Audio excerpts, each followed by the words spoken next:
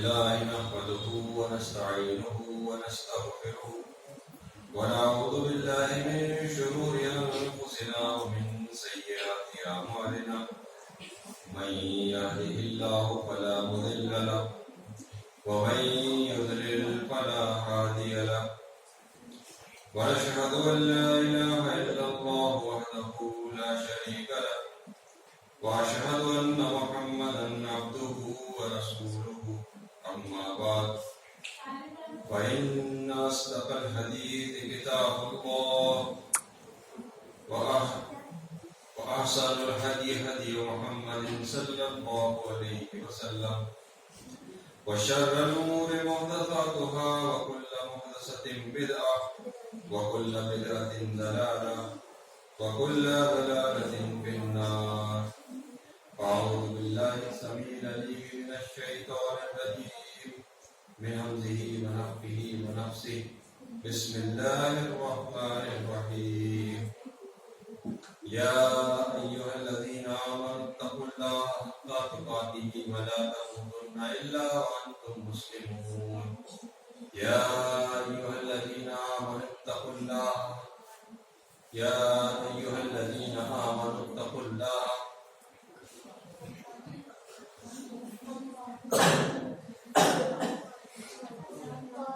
فقولوا قولا سديدا يصلح لكم أعمالكم ويغفر لكم ذنوبكم ومن يطع الله ورسوله فقد فاز فوزا عظيما. يا أيها الناس اتقوا ربكم الذي خلقكم من نفس واحدة وخلق منها زوجها وبث منهما رجالا كثيرا ونساء واتقوا الله الذي تساءلون به والأرحام إن الله كان عليكم رقيبا. أعوذ بالله السميع العليم من الشيطان الرجيم. بسم الله الرحمن الرحيم. والقرآن المجيد بل عجبوا أن جاءهم منذر منهم فقال الكافرون هذا شيء عجيب أئذا متنا وكنا ترابا ذلك رجع بعيد قد علمنا ما تنقص الأرض منهم وعندنا كتاب حفيظ بل كذبوا بالحق لما جاءهم فهم في أمر مريض أفلم ينظروا إلى السماء فوقهم كيف بنيناها وزيناها وما لها من فروج والأرض مددناها وألقينا فيها رواسي وأنبتنا فيها من كل زوج بهيج تبصرة وذكرى لكل عبد منيب. ونزلنا من السماء ماء مباركا فأنبتنا به جنات وحب الحصيد والنخل باسقات لها طلع نضيد رزقا للعباد وأحيينا به بلدة ميتا كذلك الخروج. كذبت قبلهم قوم نوح وأصحاب الرس وثمود وعاد وفرعون وإخوان لوط وأصحاب الأيكة وقوم تبع كل كذب الرسل فحق وعيد أفعينا بالخلق الأول بل هم في لبس من خلق جديد. تمام قسم کی تعریفات کی بڑائی بڑائی بزرگی اس اللہ رب العالمین کے لیے جس نے اس کائنات کو بنایا اور اس نظام کو جو چلا رہا ہے جس کے سوا کوئی عبادت کے لائق نہیں، جو وحدہ لا شریک ہے، جو اکیلا ہے جس کا کوئی شریک نہیں، اور بے شمار اللہ تعالیٰ درود و سلام ہمارے پیارے نبی آخر الزمان جناب محمد رسول اللہ صلی اللہ علیہ وسلم کی ذات گرامی پر جنہوں نے لاکھوں ہزاروں تکلیفیں مصیبتیں پریشانیاں سہ کر اور اس دین کو ہم تک پہنچایا اور ہمیشہ امت کی بھلائی خواہی کی کوشش کرتے رہے اور اپنی پوری زندگی اس کام کے لیے وقف کر دی اور لگا دی. آج ہمارے معاشرے میں جو برائیاں عام ہیں اس کی سب سے بڑی وجہ یہ ہے کہ ہم نے ہماری کتاب ہدایت قرآن کو پس پشت ڈال دیا ہے۔ اللہ رب العالمین نے قرآن کو نازل اس لیے کیا تھا کہ وہ ہمارے لیے ہدایت کا ذریعہ،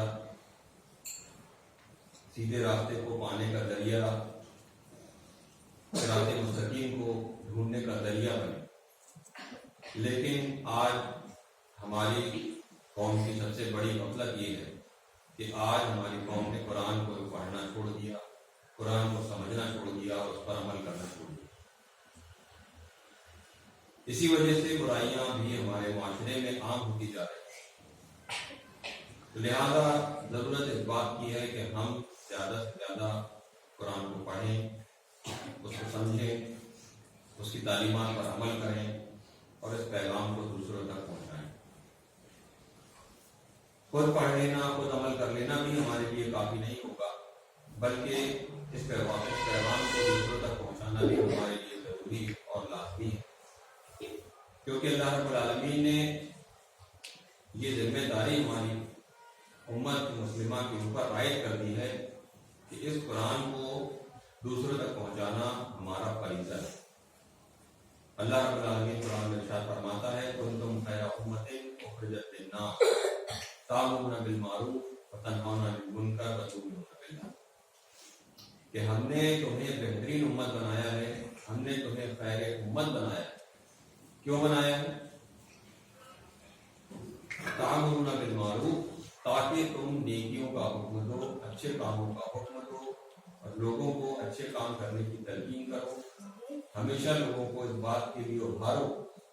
کہ اچھے کام کریں، بھلائی کے کام کریں، نیکیوں کے کام کریں۔ اور دوسری ذمہ داری یہ ہے کہ برائیوں سے روکیں۔ یہ ہماری امت کی دوسری سب سے بڑی ذمہ داری ہے کہ جب بھی ہمارے سامنے کوئی غلط کام ہو، کوئی برا کام ہو، کوئی گناہ کا کام ہو، تو ہر مسلمان کی یہ ذمہ داری ہے کہ وہ اس کام کو روکے۔ مثال کے طور سے ہمارے اسکول میں ہم دیکھتے ہیں کچھ بچے، ان کے گھروں کا ماحول یا ان کے محلے کا ماحول شاید خراب ملا انہیں اور وہ بگڑ گئے، اور اکثر سننے میں آتا ہے کہ انہوں نے گالی بکا یا انہوں نے کوئی گندی بات کہی، تو یہ جو دوسرے بچے ہیں یہ ان کی ذمہ داری ہے، ٹیچرز کی ذمہ داری ہے کہ ان کی اصلاح کریں، ان کی اس برائی کو، ان کی اس کمی کو دور کرنے کی کوشش کریں۔ ورنہ بیماریاں جس طرح پھیلتی ہیں، برائیاں بھی اسی طرح پھیلتی ہیں۔ جس طرح ایک بیماری ایک شخص سے دوسرے شخص کو لگتی ہے اور دوسرے شخص سے تیسرے شخص کو لگتی ہے، اس طرح جو بیماریاں اور وبائیں پھیلتی ہیں، اگر ہم اپنے معاشرے کی برائیوں کو روکنے کی کوشش نہیں کریں گے تو یہ برائیاں کل ہمارے اندر بھی گھر کر جائیں گی یا ہمارے چھوٹے بھائی بہنوں تک بھی یہ برائیاں پہنچ جائیں گی۔ جس طرح ایک مثال دی جاتی ہے کہ اگر کسی بستی میں کسی ایک گھر میں آگ لگ جائے اور دوسرے لوگ جو بستی کے ہیں وہ یہ سوچیں کہ ہمیں کیا کرنا ہے، آگ تو اس کے گھر میں لگی ہے، وہ خود بجھائے گا، ہم تو آرام سے بیٹھے ہیں، ہم تو دور ہیں، لیکن تیز ہوا چلتی ہے اور وہ آگ کی لپٹیں دوسرے گھر کو جلاتی ہیں، پھر دوسرے گھر سے تیسرے گھر کو جلاتی ہیں، تیسرے گھر سے چوتھے گھر کو جلاتی ہیں، اور اس طرح گویا پوری بستی جل کر خاک ہو جاتی ہے۔ ٹھیک یہی معاملہ برائیوں کا بھی ہے۔ اگر ہم نے اپنے معاشرے سے برائیوں کو دور نہیں کیا یا برائیوں کو روکنے کی کوشش نہیں کی تو یہ برائیاں کل ہمارے اندر، ہمارے بھائیوں کے اندر، ہماری فیملی کے اندر اور معاشرے میں دوسرے لوگوں کے اندر پھیلتی جائیں گی، بڑھتی جائیں گی اور برائیاں اس طریقے سے عام ہو جائیں گی۔ اور ایک وقت یہ آئے گا کہ شاید لوگ یہ سوچنے لگیں کہ اب اس معاشرے میں جینا بہت مشکل ہو گیا ہے اور وہ معاشرے کو چھوڑ کر دور جنگلوں میں چلے گئے۔ تو معاشرے کو اچھا بنانا، معاشرے کو نیک راہ پر لانا، برائیوں سے روک کر، انہیں گناہوں سے روک کر اچھے کاموں کی طرف لانا، یہ ہر مسلمان کی ذمہ داری ہے۔ اس کی بڑی اچھی مثال دی جاتی ہے کہ ایمان کے 3 درجے، جیسا کہ میں نے پچھلے جمعے میں بھی آپ کو بتایا تھا، ایمان کے 6 ارکان: آمنت باللہ وملائکتہ وکتبہ ورسلہ والقدر خیرہ وشرہ من اللہ والبعث بعد الموت۔ تو آج کی اس خطبے میں آپ کو بتاؤں گا کہ ایمان کے 3 درجے بتائے گئے ہیں۔ ایمان کا سب سے پہلا درجہ اور سب سے مضبوط درجہ یہ بتایا گیا ہے کہ اگر کوئی شخص برائی کو دیکھتا ہے، گناہ کو دیکھتا ہے، کسی خطا کو دیکھتا ہے، تو اسے چاہیے کہ وہ اس برائی کو، اس گناہ کو، اس غلط کام کو، اس ناانصافی کو، اس ظلم کو اپنے ہاتھوں سے روکے۔ یہ ایمان کا سب سے اونچا درجہ ہے۔ مطلب آسان زبان میں یہ ہے اس کا کہ اگر ہم برائیوں کو دیکھ رہے ہیں اور اپنے ہاتھ سے اس کو روک دیتے ہیں، اس کا مطلب ہمارا ایمان سب سے اونچے درجے کا ہے، سب سے پہلے درجے کا ہے۔ دوسرا درجہ پھر یہ بتایا گیا کہ اگر اتنی طاقت ہمارے اندر نہ ہو، اتنی قوت، اتنی حیثیت ہماری نہ ہو کہ ہم برائی کو دیکھیں اور اسے اپنے ہاتھ سے نہیں روک سکتے۔ ہو سکتا ہے جو کرنے والا ہے برائی وہ طاقتور ہو، پاورفل ہو، اور رتبے میں، مرتبے میں، حیثیت میں بڑا ہو، کہ جس کی مخالفت ہم نہ کر سکتے ہوں، جسے ہم نہ روک سکتے ہوں، اور ہم ایمان کے پہلے درجے کو حاصل نہ کر سکتے ہوں، تب ہمیں دوسرے درجے پر عمل کرنا ہوگا۔ اور دوسرا درجہ ہے زبان سے اس چیز کو روکنا۔ اگر آپ دیکھ رہے ہیں کوئی شرک کر رہا ہے، کوئی بدعت کر رہا ہے، کوئی شراب پی رہا ہے، کوئی جوا کھیل رہا ہے، کوئی گالی بک رہا ہے، کوئی گندے کام کر رہا ہے، غلط ویڈیو دیکھ رہا ہے، غلط باتیں کر رہا ہے، یا جس بھی قسم کے گناہ ہیں اگر یہ کوئی کر رہا ہے اور آپ اس کو ہاتھ سے نہیں روک پا رہے ہیں، ہاتھ سے نہیں روک سکتے ہیں، تو دوسرا درجہ ہے کہ ہمیں اسے زبان سے روکنا ہوگا، زبان سے سمجھانا ہوگا، زبان سے اس کی اصلاح کرنی ہوگی کہ دیکھو بھائی یہ کام مت کرو، یہ کام بہت غلط ہے، یہ کام بہت بڑا گناہ ہے، اگر یہ کام کرو گے تو اللہ تعالیٰ ناراض ہوگا، دنیا میں بھی آپ کو اس کی سزا مل سکتی ہے اور آخرت میں تو ملنا ہی ملنا ہے، مرنے کے بعد آپ کو جہنم میں بھی جانا پڑ سکتا ہے۔ یہ ہماری دوسری ذمہ داری ہے۔ تو پہلا مرتبہ، پہلا درجہ ہے کہ ہم ہاتھ سے روک دیں اس کو، بالکل نہیں، آپ نہیں کر سکتے، یہ کام آپ نہیں کرو گے، یہ گناہ کا کام ہے، یہ بہت زیادہ خراب کام ہے، غلط کام ہے، اور یہ جہنم میں لے جانے والا کام ہے، یہ نہیں کر سکتے۔ تو دوسرا کام زبان سے کہ دیکھو بھائی ایسا مت کرو، دیکھو میرے بھائی یہ کام غلط ہے، یہ کام مت کرو۔ اب اگر یہ بھی نہیں کر سکتے، اگر جو طاقتور انسان ہے وہ غلط کام کر رہا ہے، یا کوئی بڑا ہے، یا ہماری حیثیت اتنی نہیں ہے کہ ہمیں ایسا لگ رہا ہے کہ ہم اس سے زبان سے بھی نہیں روک سکتے، تو پھر تیسرا درجہ یہ بتایا گیا ہے کہ کم از کم دل میں اس چیز کو ہم برا جانیں، کہ ہمیں دکھ رہا ہے کہ اگر غلط کام کر رہا ہے تو ہم کوشش کریں کہ اسے ہاتھ سے روکیں، ہاتھ سے نہیں روک سکتے ہیں تو ہم اسے زبان سے روکنے کی کوشش کریں، زبان سے بھی نہیں روک سکتے ہیں تو پھر تیسری چیز ہم دل میں بہت زیادہ اس کو برا جانے کے لیے آپ کے بنا بہت غلط کام کر رہا ہے، کاش یہ کام نہیں کرتا یہ، تو یہ بیچارہ جہنم میں جانے سے بچ جاتا ہے، یہ جنت سے چلا جاتا۔ کم از کم تیسرا درجہ تو ہمارے اندر ہونا ہی چاہیے ایمان کا۔ تو 3 درجے تو یہ ہو گئے۔ اب اگر کوئی شخص ایسا ہے، کوئی مسلمان ایسا ہے جو برائیوں کو دیکھتا ہے اور اپنے ہاتھ سے بھی نہیں روکتا ہے،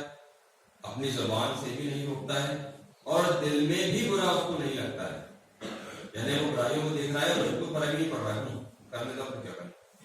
یا پھر کر رہا ہے کرنے کو کوئی دقت نہیں ہے، چلتا ہے آج کل ایسا ہو رہا ہے، کیا کرو گے ماحول خراب ہے، اس طریقے کی اگر کوئی باتیں کرتا ہے اور اس کے دل میں بھی اس چیز کی پڑھا نہیں ہوتی ہے، دل میں بھی اس چیز کو اس چیز کا برا نہیں لگتا ہے، تو اس کا مطلب یہ ہے کہ ہمارے اندر ایمان کا تیسرا درجہ بھی نہیں ہے، یعنی ہمارا دل ایمان سے خالی ہے، اور جب ایمان ہی نہیں ہے تو پھر کوئی بھی انسان جنت میں جا ہی نہیں سکتا، کیونکہ جنت میں جانے کے لیے ایمان شرط ہے۔ تو یہاں سمجھنے والی بات یہ ہے، خطبے کا خلاصہ یہ ہے کہ ہمیں چاہیے کہ ہم ہمیشہ اچھے کاموں کا حکم دیں لوگوں کو، ایک کام کرنے کا حکم دیں، اچھی باتیں بتائیں لوگوں کو، اور دوسرا کام یہ ہے کہ ہم بری باتوں سے لوگوں کو روکیں، ہاتھ سے روکنے کی کوشش کریں، ہاتھ سے نہیں تو کم سے کم زبان سے روکنے کی کوشش کریں، اور زبان سے نہیں تو کم از کم دل میں ضرور برا جانے کہ یہ کام جو ہو رہا ہے یہ غلط ہو رہا ہے، یہ کام نہیں ہونا چاہیے تھا۔ تو ان چیزوں کو انشاءاللہ امید کرتے ہیں ہم کہ آپ لوگ یاد رکھیں گے اور اپنی زندگی میں بھی اس چیز کو عمل میں لے کر آئیں گے، اپنی زندگی میں اس چیز کو اپلائی کریں گے آپ لوگ، تو انشاءاللہ آپ لوگوں کی زندگیاں نکل جائیں گی، آپ لوگوں کی معاشرے میں بھی عزت بڑھے گی، ماں باپ کی نظروں میں بھی عزت بڑھے گی، اللہ اور رسول کی نظروں میں بھی عزت بڑھے گی، آپ کے درجات بلند ہوں گے، اور انشاءاللہ آپ لوگ دنیا میں بھی کامیابی حاصل کریں گے اور آخرت میں بھی کامیابی حاصل کریں گے۔ تو کریں گے آپ لوگ سر انشاءاللہ؟ ان 3 باتوں پر عمل کریں گے؟ تو کوشش کریں آپ لوگ کہ پہلے درجے پر رہیں ایمان کے، اور پہلے درجے پر نہیں رہ سکتے تو کم از کم دوسرے درجے پر رہیں، زبان سے روکیں، اور زبان سے بھی اگر نہیں روک سکتے تو کم از کم دل میں اس چیز کو برا جانیں، برا کریں۔ بس اسی کے ساتھ ہی میں اپنی خطبے کو یہاں ختم کروں گا۔ باتیں تو بہت ہو سکتی ہیں، لیکن اگر ہم ایک چھوٹی سی بات کو سن کر اور اگر اس پر عمل کر لیتے ہیں تو یہ بہت زیادہ بہتر ہے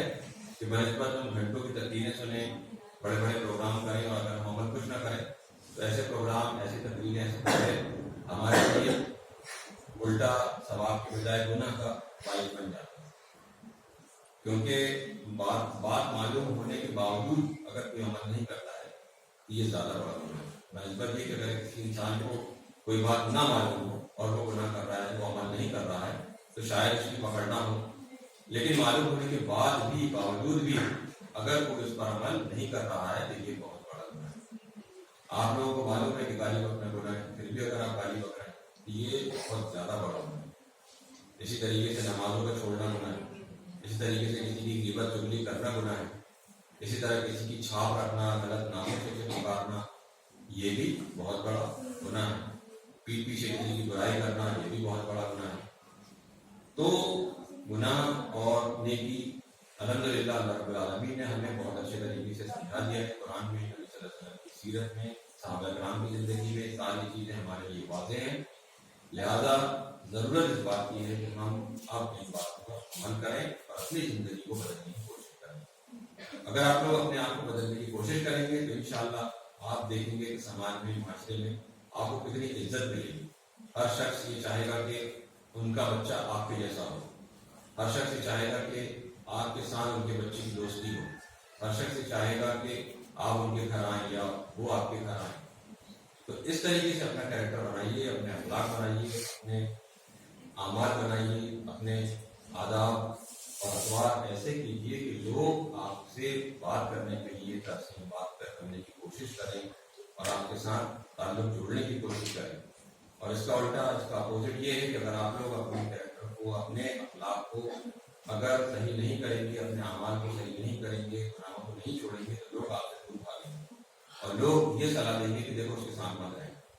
دیکھو اس سے بات چیت مت کرنا، تم دیکھو دوبارہ میں اس کے ساتھ نظر مت آنا۔ اگر آپ کسی گھر جائیں گے تو لوگ اندر سے بول دیں گے، لوگ بول دو نہیں،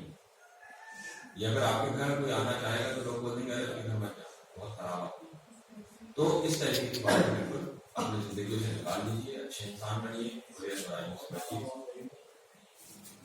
آخر میں اللہ رب العالمین سے دعا کریں، سب لوگ دل سے دعا کیجیے کہ اللہ رب العالمین ہماری زندگیوں میں اخلاق کو پیوست کر دیں، اے رب العالمین ہمیں نیکیاں کرنے والا انسان بنا، اے رب العالمین ہمیں ایمان کے سب سے پہلے درجے پر فائز کر دے، اے رب العالمین ہمیں نیکیاں کرنے والا بنا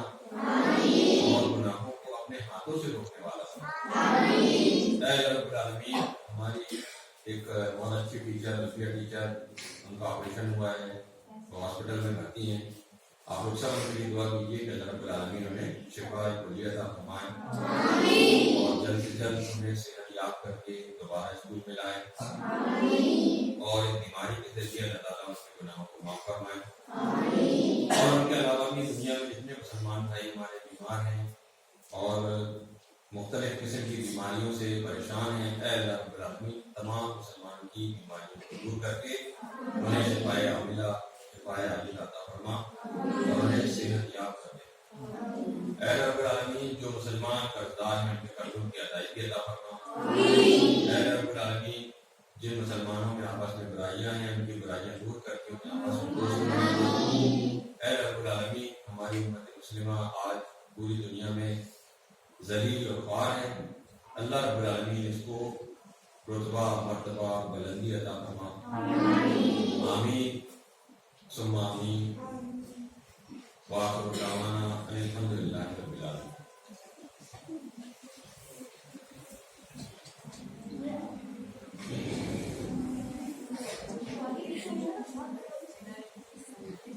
إن الحمد لله